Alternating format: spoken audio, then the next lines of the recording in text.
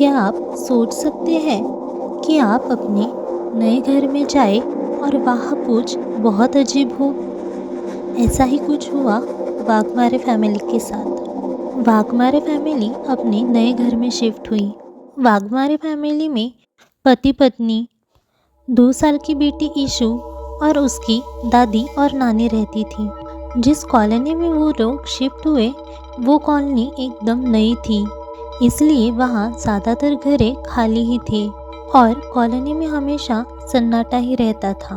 घर में शिफ्ट होने के बाद पहली ही रात जब सब लोग सो रहे थे, ईशु अचानक नींद से उठी और रोते रोते कहने लगी, देखो मम्मी, वहाँ कोई है, देखो वो मुझे घूर रही है। उसके मम्मी पापा ने चारों ओर देखा लेकिन कोई नहीं था।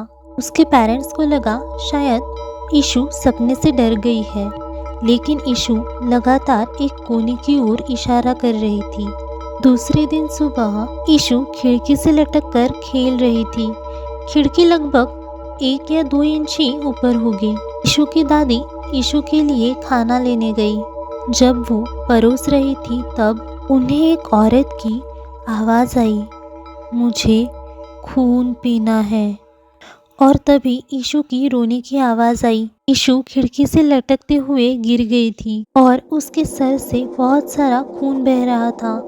खिड़की इतनी भी ऊंची नहीं थी कि अगर कोई गिर जाए तो उसका खून निकले। इस बात से उसकी दादी बहुत डर जाती है। उसी रात जब ईशु की दादी और नानी एक कमरे में सो रहे थे, तभी उन दोनों को साथ में ऐसा लगा जैसे कोई अभी अभी कमरे में आया हो।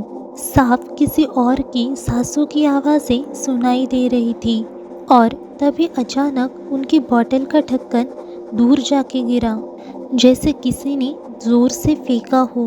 वाघमारे फैमिली के साथ ऐसी ही घटनाएं होती रही जब तक उन्होंने पूजा नहीं करवाई।